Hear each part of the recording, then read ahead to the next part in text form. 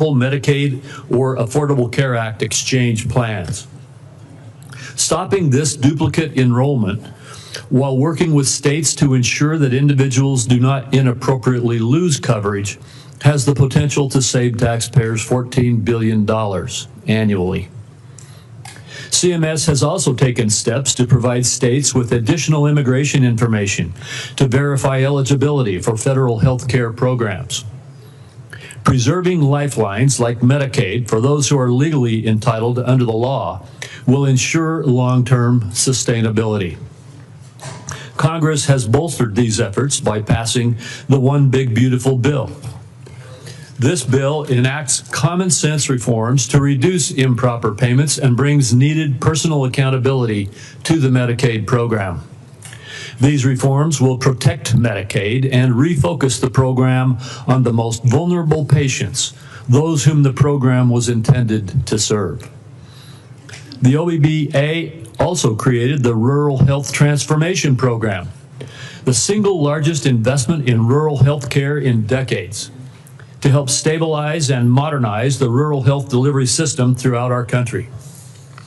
These accomplishments reflect a vision for a healthcare system that is proactive, efficient, and patient-centered.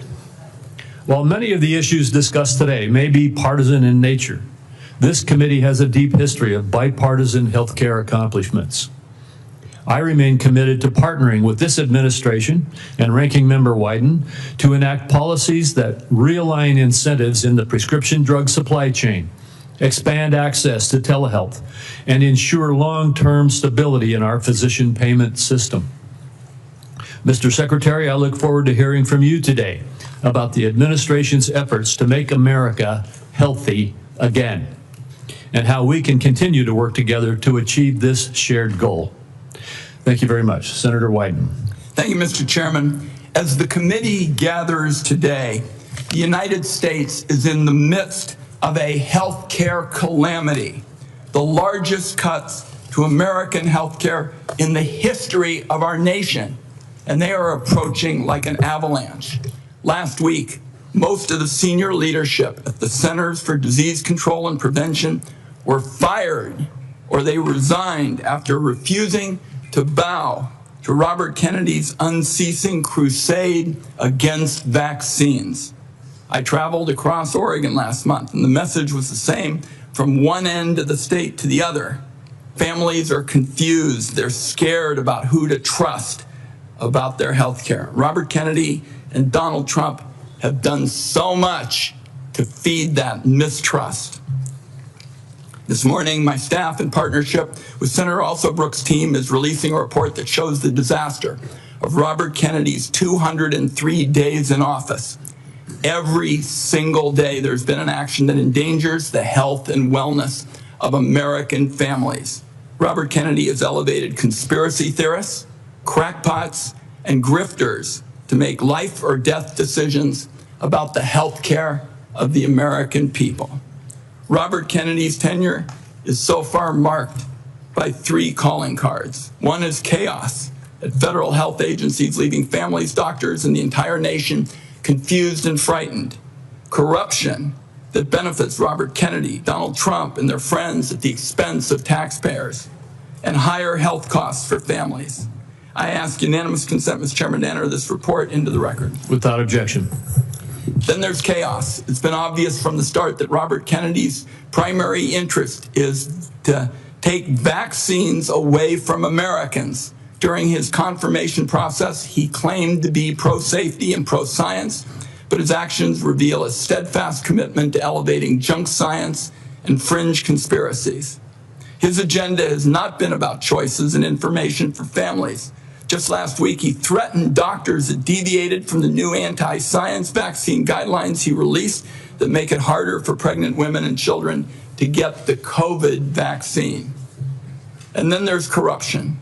Robert Kennedy's bizarre statements and actions beg the question, why? Democrats on this committee answered that question months ago. Robert Kennedy can enrich himself and his allies. His family still stands to gain from class action lawsuits against vaccine makers. Now, Robert Kennedy fired every member, every single one of the group responsible for making vaccine recommendations to doctors across the country under the false pretense of conflicts of interest. Meanwhile, many of the new members of the panel are outright vaccine deniers who've appeared as paid witnesses in lawsuits against vaccine makers. Their conflicts of interest and ethics disclosures remain hidden under lock and key. On top of all this bedlam in American healthcare, just 2 months ago, Donald Trump signed into law the largest healthcare cuts in American history to pay for tax breaks for the wealthiest people and massive corporations in our country. Republicans know these cuts are going to hit communities like a wrecking ball. That's why they pushed the most severe cuts until after the election. That's why their members already introduced bills to roll back some of the cuts.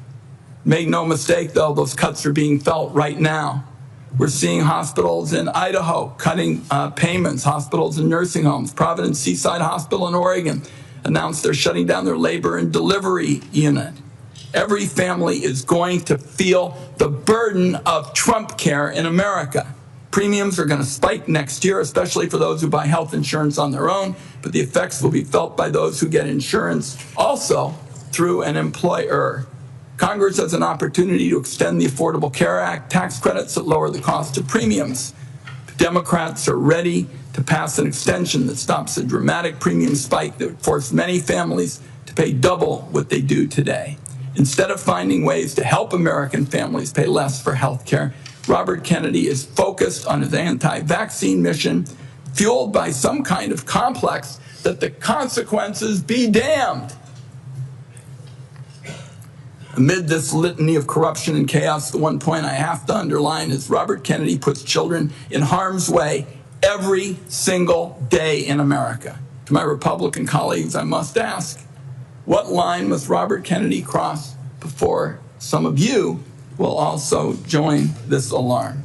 This weekend, under the cover of darkness, Robert Kennedy attempted to disappear hundreds of children under his care at Office of Refugee Resettlement facilities.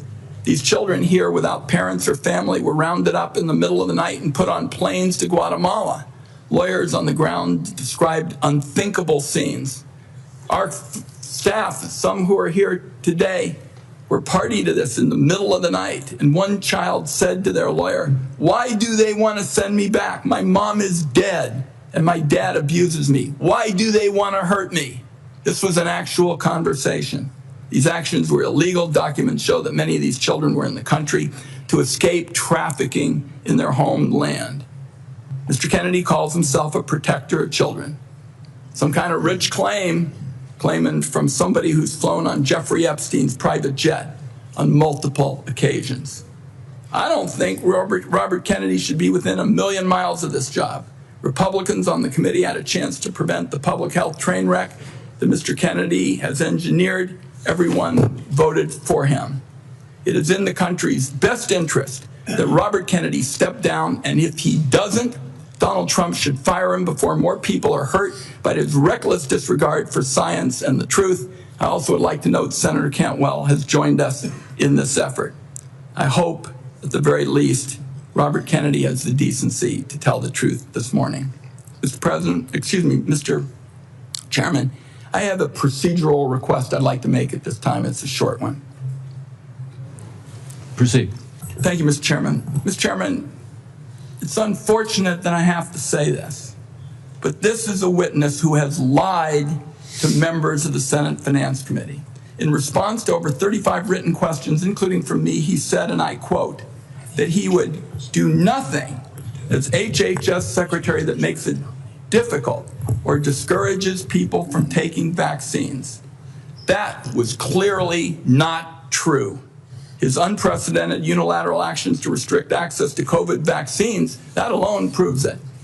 He tried to fire the Senate-approved CDC director after she chose the truth over what I consider his delusions. His prepared testimony even today includes the debunked lie that 500,000 children disappeared under the Biden administration's watch, a lie that the Trump administration is using as a pretext to hunt immigrant children and their families. So, my request, Mr. Chairman, and I think it is unfortunate that I have to do this, but given the unprecedented nature of the witness's behavior, I would ask now that the committee formally swear in Robert Kennedy as a witness. Senator White and I will personally object and will reject your request. We will treat this witness as we treat all of the other administration witnesses who come before us. And let me just say again, as I said in my opening remarks, we will have some partisan disagreements today. We're having partisan disagreements right now, and I am having partisan disagreements with you on your characterization of the facts.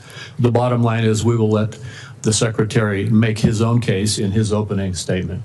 I'll only say, Mr. Chairman, that this committee's unwillingness to swear this witness is basically a message that it is acceptable to lie to the Senate Finance Committee about hugely important questions like vaccines. I think it's a great mistake, and that's why I've made the request. I understand that you're not going to grant it, and we can move on. We'll get to the bottom of your accusations, but at this point, I'm going to turn to our witness, the Secretary of Health and Human Services, Robert F. Kennedy, Jr.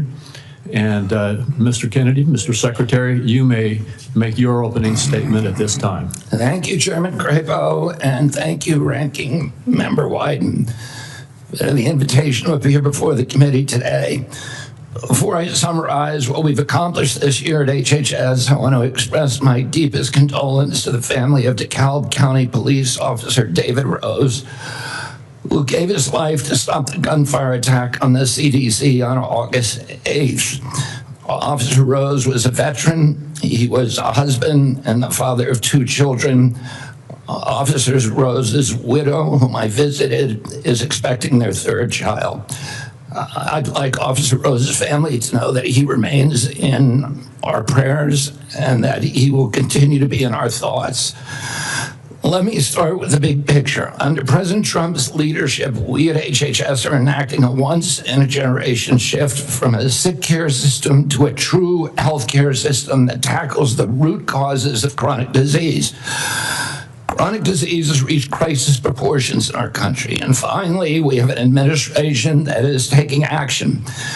The MAHA report assessment, which the White House released in May, was the first government analysis of the key drivers of childhood chronic disease: ultra-processed foods, chemical exposures, physical inactivity, and over-medicalization. This month, we will follow with the MAHA report strategy, the Trump administration's solution for addressing each cause. At HHS, we haven't just been writing reports. We have been the busiest, most proactive administration in HHS history. In just half a year, we've taken on food dyes, baby formula contamination, the grass loophole, fluoride in our drinking water, gas station heroin, electronic cigarettes, drug prices, prior authorization, information blocking.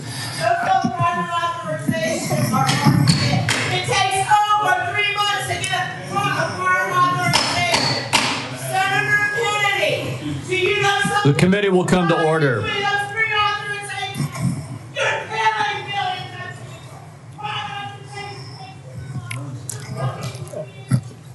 I apologize to you for that outburst, Secretary Kennedy. I would notify everyone else in the audience. Comments from the audience are inappropriate. If there are any further disruptions, the committee will recess until the police can restore order. Mr. Secretary, please proceed.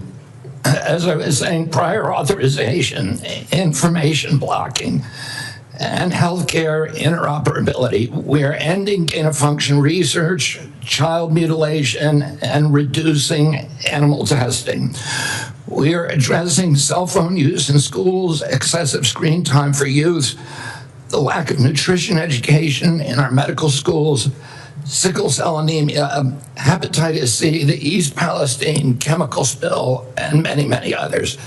At FDA, we are now on track to approve more drugs this year than at any time in history. I'm also proud to say that HHS under President Trump is doing more with less. We have taken measures to fight waste, fraud, and abuse. Just by eliminating duplicative enrollments in CMS, we are saving taxpayers $14 billion a year. Meanwhile, we are expanding access for people who need it. We are ending racist diversity, equity, and inclusion practices and instead focusing on aiding low-income and vulnerable families, regardless of their race, which was the original intent of Title X. We're also pouring $1 billion into Head Start and the Administration for Children and Families. Compassion need not be the casualty of efficiency.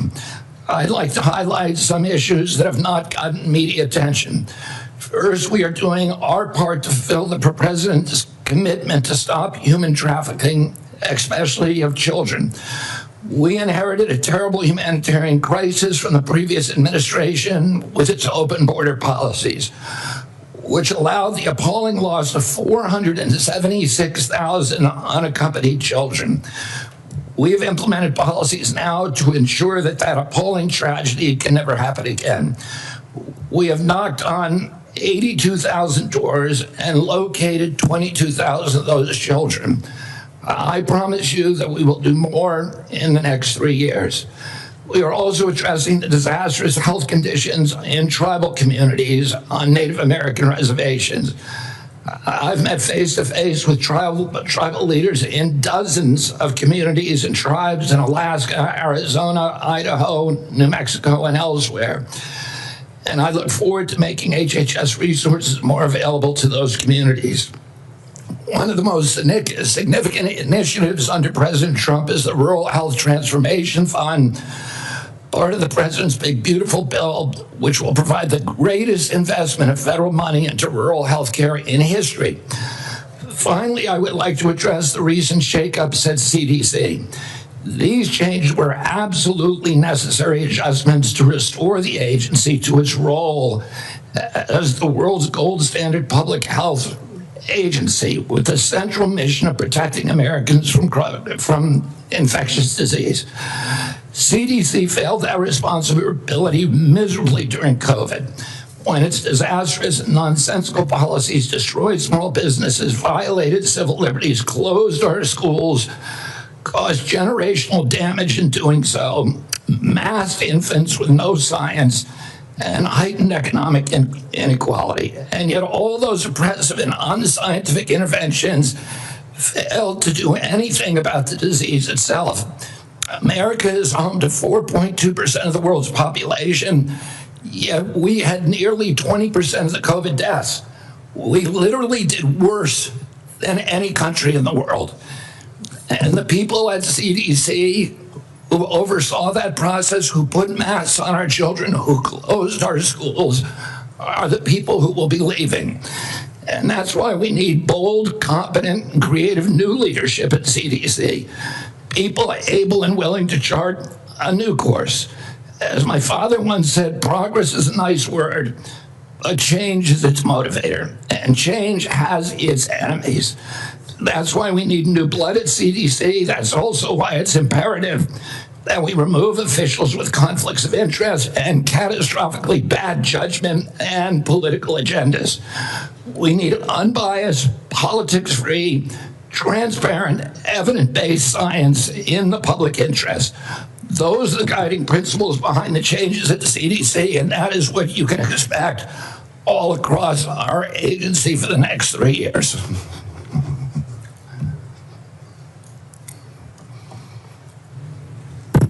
Thank you very much, Mr. Secretary. I'll begin with the questioning. And one of the first things I'd like to talk to you about is actually something that is under the auspices of CMS. And I spoke with Dr. Oz last night about this. I'm sure you're very familiar with it, though. And that is that in the One Big Beautiful Bill, there's a lot of attacks right now going on publicly about hospitals are in trouble. And the blame for that is placed on the bill, even though the bill hasn't even been implemented yet. The fact is, this committee held hearings on the troubles that rural hospitals are facing in the United States before the passage of the One Big Beautiful Bill. They've been facing difficulties in rural America for a number of years now. And the bill the One Big Beautiful Bill contained a rural health transformation program, which I would just like to ask you to comment on. This is that program which allocated $50 billion over the next 5 years to our rural community hospitals in the United States to help them deal with some of the financial crises that they are facing and transition to more stability. Could you comment on that program that is in the One Big Beautiful Bill? Yeah, Senator, one of President Trump's campaign promises and one of the principal preoccupations, not only of Republican senators when I did my confirmation hearing, but also almost equally among Democratic senators, with the crisis in rural health. We've had 120 rural hospitals close over the past 10 years. These institutions are not just delivering health access to rural Americans, but they are economic centers, they are cultural centers for those communities. They are often the largest employer. They are the highest paying jobs, and they are the centerpiece for those communities. So when they die, the communities collapse. And President Trump promised to do something about that, and he has delivered on that promise. Right now, we spend about 6% of Medicaid funding is sent to rural hospitals, a very, very tiny slice, and that's one of the reasons they're in trouble. President Trump has now allocated through the One Big Beautiful Bill $50 billion, so $10 billion a year over the next 5 years. What we give to rural hospitals, that 6% represents $19 billion a year.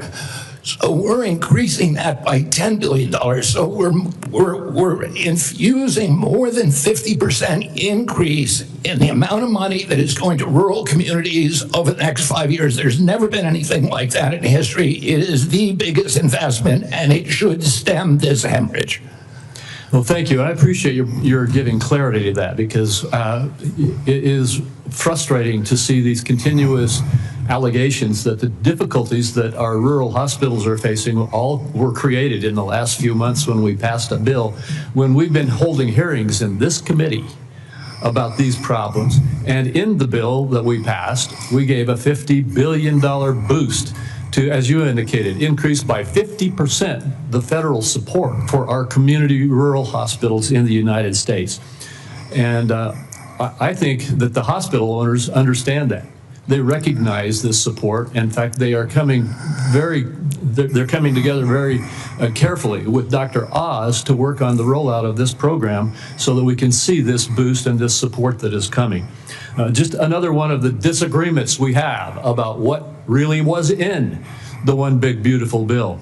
So I appreciate you commenting on that. In the last minute and 10 seconds that I have with you, could you just quickly talk once again about the broad issue of making America healthy again in terms of our aim to change the healthcare system's focus from a reactive symptom management model to one that focuses on lifestyle choices and the root causes of chronic disease? Yeah, Senator, this morning I got the latest numbers from CDC that 76.4% of Americans now have a chronic disease. This is stunning.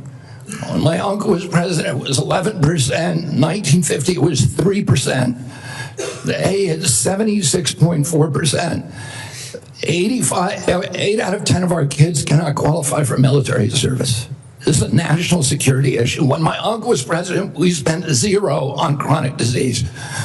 Today, we spend $1.3 trillion. It's the biggest cause. It's increasing. And all of the arguments that Republicans and Democrats have about single payer, Obamacare, or the various ways of allocate the health dollars, they're all like rearranging deck chairs on the Titanic.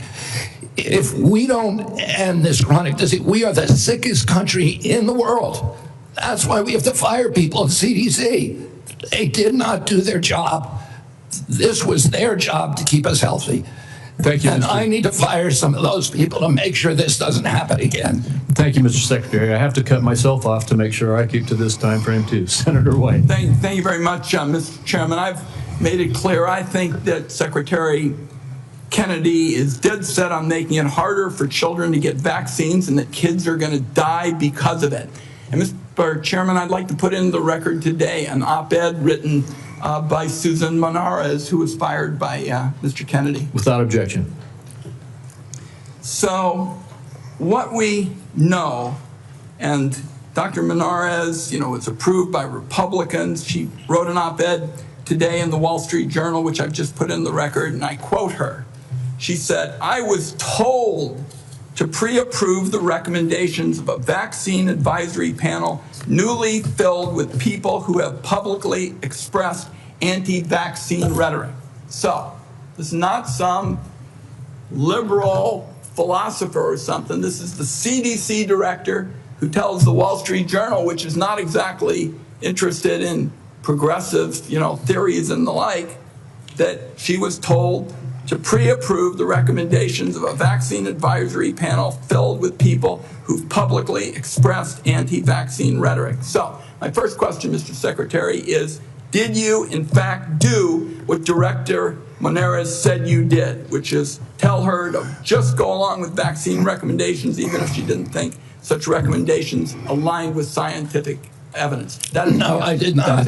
That's a yes or no. So you have an opportunity to call her a liar if you say that you didn't do it, but I'd like to see you respond to this. No, I did not say that to her.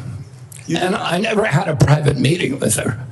So there are witnesses to every meeting that we have, and all of those witnesses will say, I never said that.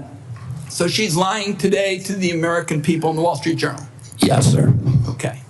Let's talk now about what's coming up, because I made it clear what I've thought about the 203 days with my colleague, Senator Also Brooks.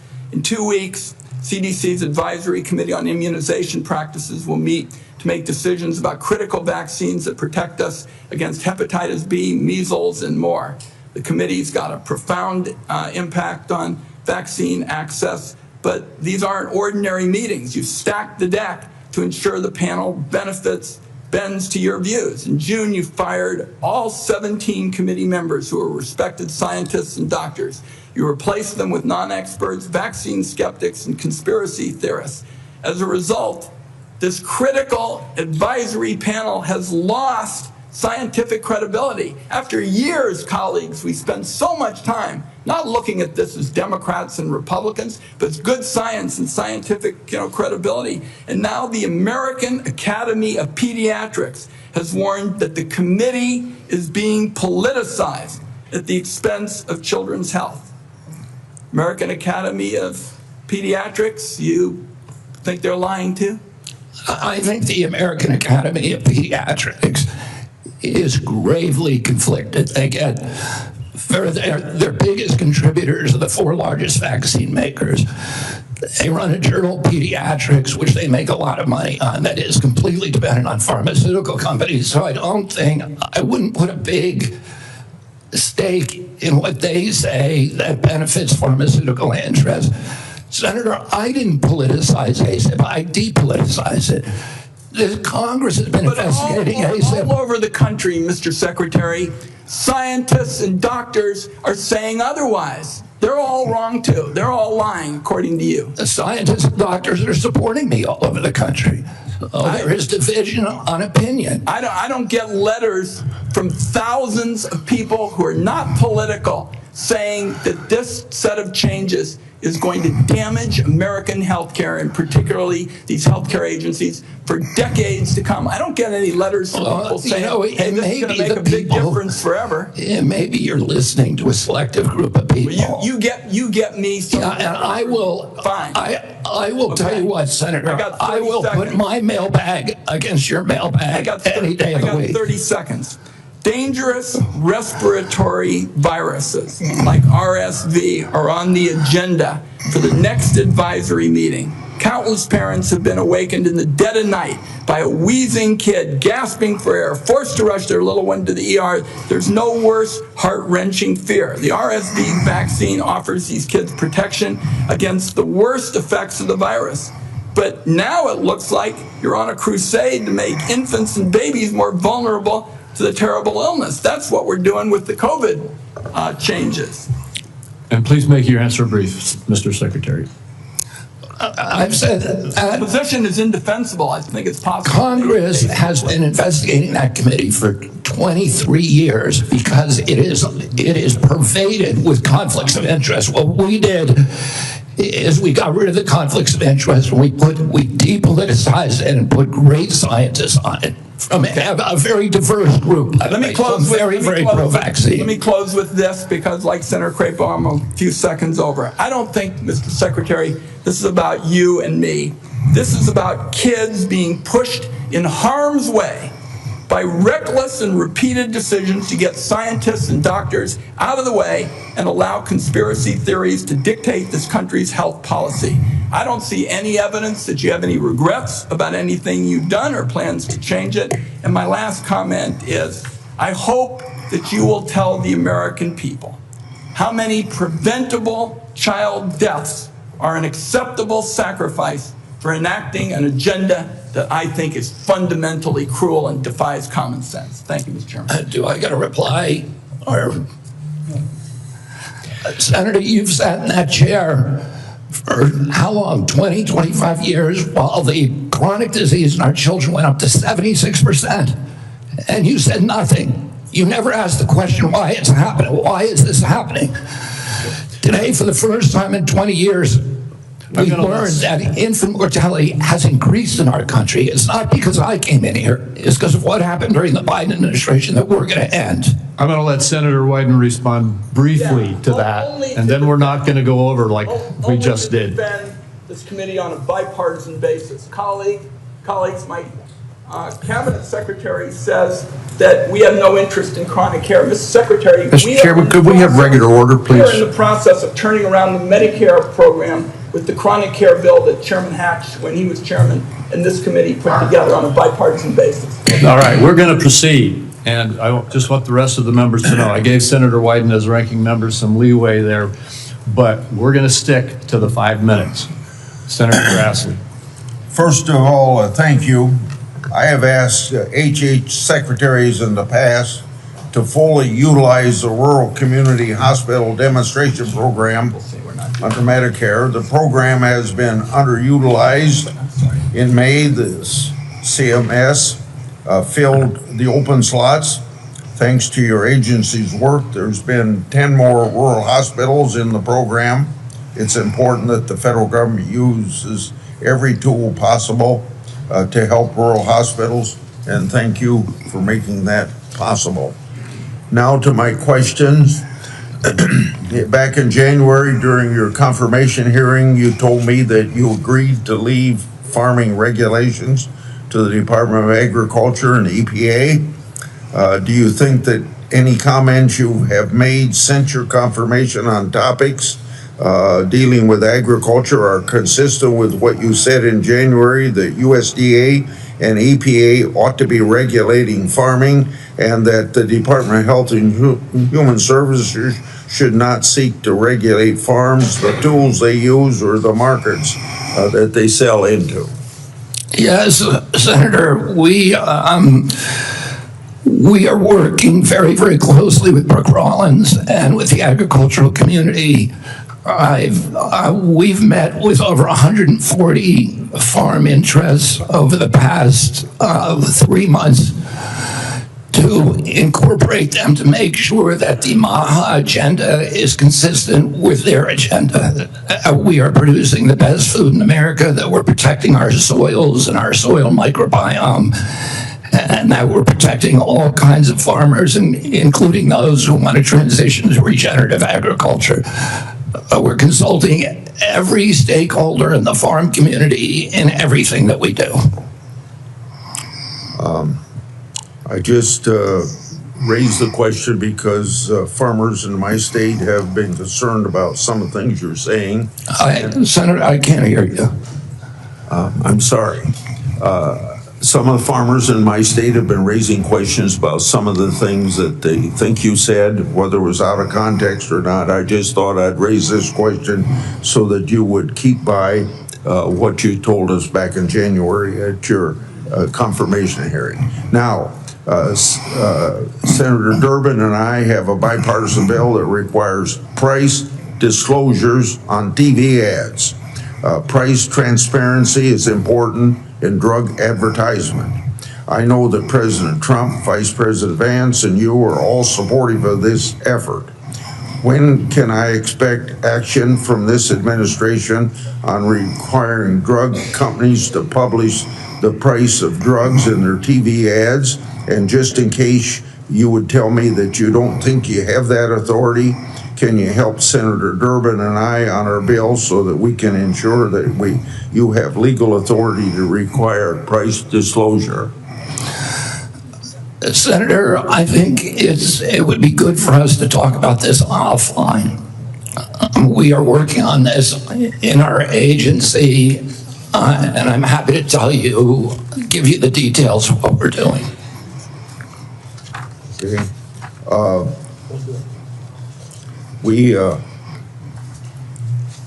got a question here on transplant. Senator Kennedy and I have been working, or Senator Wyden and I have been working on this. For nearly 2 decades, I've engaged in a bipartisan oversight of the organ transplant system. ERISA has developed a tool to combat transplant line skipping. I hope that you can take steps to make sure that these steps are being taken by HHS and ERISA to curb transplant line skipping. On July the 2nd, Senator Wyden and I wrote you a letter highlighting cases of OPOs in Mississippi and Kentucky. In each of these cases, OPO allegedly tried to harvest organs from patients still showing signs of life. I expect you to take steps through these organizations to ensure that this doesn't happen again. We have mounted a major investigation of misconduct, of illegal behavior, of organ harvesting, of living people, of line skipping, of favoritism, of all kinds of scandalous behavior inside the organ procurement organizations. We have already ended the contract, terminated the contract with the sole source provider. We are reorganizing the entire industry so that this can never happen again. I'm happy to go into the details with you if I had more time. Thank you. Senator Cornyn. Mr. Secretary, the United States spends approximately 18% of our GDP on health care, and yet by most accounts, we rank roughly 10th in the world in terms of a health care outcome. Our Democratic colleagues seem to think the more money you spend, you're necessarily going to improve those outcomes. But at the same time, we have the two major drivers of our national debt, Social Security and Medicare, while we spend more money on interest on the national debt than we do on defense of the nation, which is an unsustainable trajectory. What is it that you're doing to address the effectiveness and the outcomes of our healthcare expenditures as opposed to just throwing more money at the problem? Yeah, I mean, throwing money at the problem does not work. We spend 2 to 3 times per capita what European nations spend on healthcare, and we have the worst health outcomes. We're 79th in health outcomes globally. Over the past 20 years, we've lost, or 30 years, we've lost 6 years to Europe in terms of longevity. So our lifespan was even with Europe's, now it's 6 years behind. As I remarked to Chairman Wyden this morning, or Minority Leader Biden, today we got new data that showed that infant mortality has increased in this country in 2024 for the first time in 20 years. Diabetes has gone up 98% in 20 years. Nobody's doing anything about it. CDC's job was to make sure that this didn't happen. And what we're going to do is reorganize CDC, but also we've already righted the ship at NIH, at FDA, at CMS.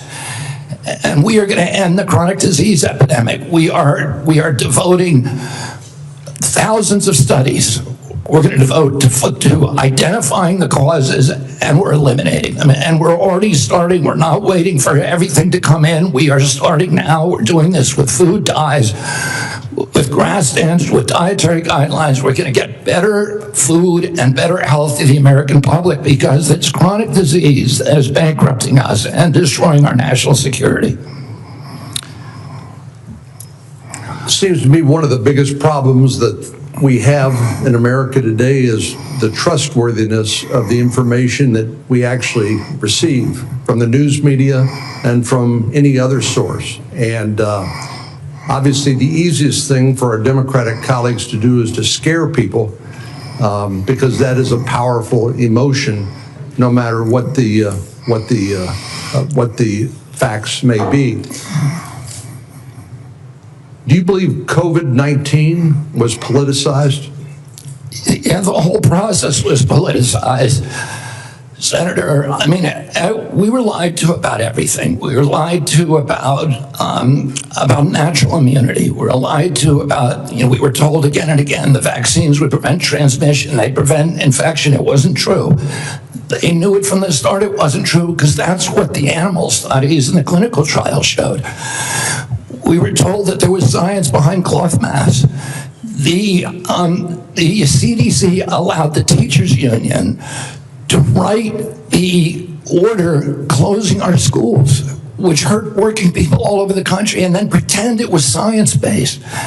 All of these issues, and then I can show you, like, for example, Chairman Wyden was talking about me politicizing ACIP, but during COVID, probably the most famous scientist on ACIP was Martin Kulldorff from Harvard, the great, world-renowned epidemiologist and vaccinologist. And he criticized the COVID booster mandates. They ejected him from COVID because he wasn't in the orthodoxy. The two biggest health officials at FDA during COVID, Dr. Gruber and Dr. Krause, criticized the Biden mandates, vaccine mandate. President Biden said in August, I would never take that vaccine, the Trump vaccine. And he came in, he mandated it, and then he fired the two top health officials at FDA who said, hey, this thing has not been properly tested. So the whole process was politicized, and even today. So let me, in 15 seconds, so I think you answered yes. It was politicized. And I have concerns that when you look at some of the conflicts of interest in peer-reviewed articles in professional journals, and when you point out that even some of the physician associations are conflicted because of the money they get from the pharmaceutical industry, are you committed to trying to make sure that we use the best science and separate and eliminate politics as much as possible? That is what my job is. That's what my mission is. Eliminate the politics from science. Senator Bennett. Mr. Secretary, in June, you fired every member. Mr. Secretary, may I have my time back, Mr. Chairman? Thank you. Mr. Secretary, thank you for your attention. In June, you fired every member of the well-qualified panel that was charged with recommending vaccines to the CDC. No one in your job has ever fired every committee member all at once. That month, you told the American people that you were, quote, going to bring great people onto the ACIP panel, not anti-vaxxers. Are you aware that one of the people you put on the panel, Dr. Robert Malone, claimed that the commonly used mRNA vaccine, quote, causes a form of AIDS and can damage children's, quote, brains, their heart, their immune system, and their ability to have children in the future? Yes or no, Mr. Kennedy? And Dr. Malone is one of the inventors. Yes or no? Yes or no? Were you aware that he had that view when you appointed him to this panel? Dr. Malone is one of the inventors. As I said, Dr. Malone is one of the inventors of the mRNA vaccine. That's so he knows a lot more about it than I do. Mr. Chairman, that statement is not true that Dr. Malone made, just as it wasn't true when you wrote that, quote, African AIDS is entirely different from Western AIDS. Are you aware that another one of these new members, Dr. Levy wrote that, quote, evidence is mounting and indisputable that mRNA vaccines cause serious harm, including death, especially among young people? Yes or no? Are you aware that he said that? I wasn't aware he said it, but I think I agree with it. You agree with it? It's not true. It wasn't true when he said it, and it's not true when you said it. Secretary Kennedy, later this month, your new panel will meet to consider changing vaccine recommendations for American children. In addition to the COVID-19 vaccines, they are set to review recommendations for the hepatitis B vaccine, for measles, for mumps, for rubella and varicella vaccine, and the RSV vaccine. These are common back-to-school vaccinations for children all over the industrialized world. If you change that, you owe parents in Colorado and across the country the benefit of some transparency, I think. If your panel recommends changing the vaccine schedule for children, do you anticipate that fewer children will receive these common vaccinations, yes or no? What I would say, Senator, the obvious answer is yes. Should parents and schools of Colorado be prepared for more measles outbreaks as a result of that, Mr. Secretary?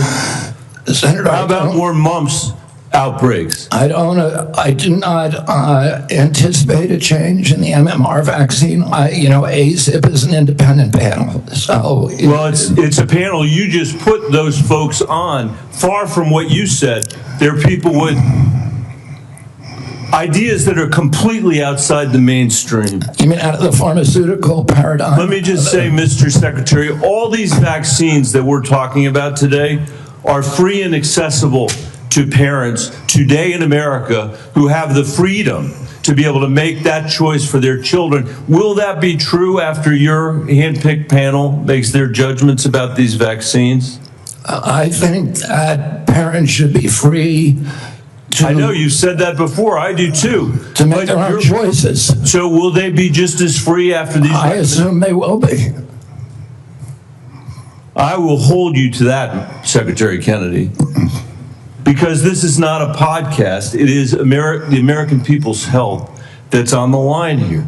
This is the last thing, by the way, our parents need when their kids are going back to school, is to have the kind of confusion and expense and scarcity that you're creating as a result of your ideology.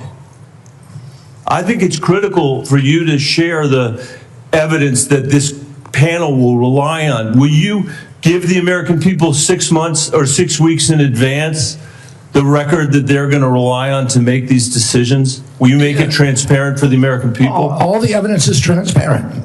Will you make it in advance transparent for the American people so they can comment on it? All the evidence is transparent for the first time in history, and you were never there complaining when the pharmaceutical companies were picking those people and then running their products through with no safety testing. You can characterize it any way you want. I quoted them today. What I said was accurate. What you said were lies. You described people moving the Titanic. Are you saying that the mRNA vaccine has never been associated with myocarditis or pericarditis in teenagers? I am simply. Is that what you're trying to tell us? I am simply trying to say that the people that you have put on that panel, after firing the entire. You're evading the question. No, I'm asking the questions here, You're Mr. Kennedy. evading that question. I'm asking the questions, Mr. Kennedy. I'm asking the questions for Mr. Kennedy on behalf of parents and schools and teachers all over the United States of America who deserve so much better than your leadership. That's what this conversation is about, Mr. Chairman. Senator, they deserve the truth, and that's what we're going to give them for the first time in the history of that agency. Senator Cassidy. Thank you. I'll try and restore a little calm here. And I'm approaching this as a doctor, not as a senator. I am concerned about children's health, seniors' health, all of our health. And I applaud you for joining the president in a call for radical transparency. Thank you for that. I said yesterday, I believe it, that President Trump deserves a Nobel Prize for Operation Warp Speed. If he had been President Obama, he would have gotten it. But because of Operation Warp Speed, forcing the federal government to come to a vaccine development within 10 months when others said it couldn't be done, we saved millions of lives globally, trillions of dollars. We reopened economies, an incredible accomplishment. Mr. Secretary, do you agree with me that the president deserves a Nobel Prize for Operation Warp Speed? Yeah, absolutely, Senator. That was phenomenal. Let me ask you, but you just told Senator Bennett that the COVID vaccine killed more people than COVID. Wait, that was a statement. I did not say that. Okay, then let me ask, because you also...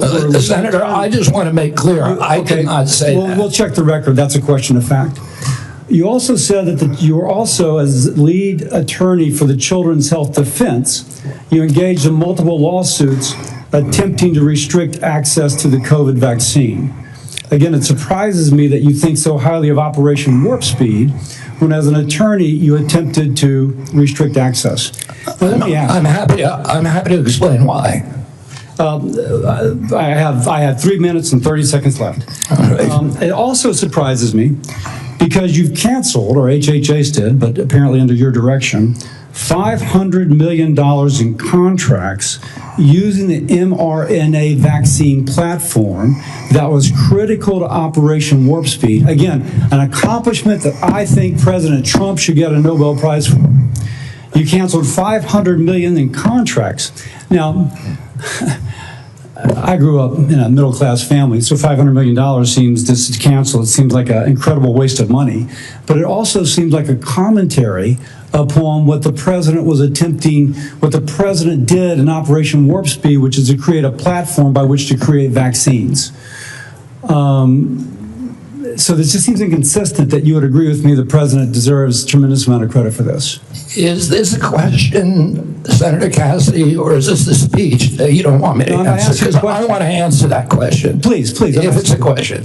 But be tight, please. First of all, the reason that Operation Warp Speed was genius is it did something nobody had ever been done. I don't think any president, but President Trump could do it. It got the vaccine to market that was perfectly matched to the virus at that time when it was badly needed, because there was low natural immunity and there were people getting very badly injured by COVID. But it was also brought in therapeutics like hydroxychloroquine and ivermectin and protocols for treatments. And there were no mandates. And then okay, I have another question, so please. That's when I began litigating against President Biden's mandates. Now, I'm sorry, let me go on because in terms you've of covered me the mandates canceling before. those contracts. I have limited time, Mr. Secretary, I'm sorry. You've called for, and rightly so, that we should restrict participation in agencies for those with conflict of interest.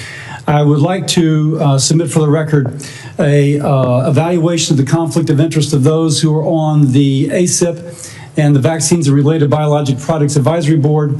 It was not 97% as alleged, rather it was 6.9%, and it was 1.2%, I think, for the other panel. Without objection. Now, I am concerned, though, because many of those whom you have nominated for the ACIP board... Senator, excuse me, can I have my time back? Yes. Yeah.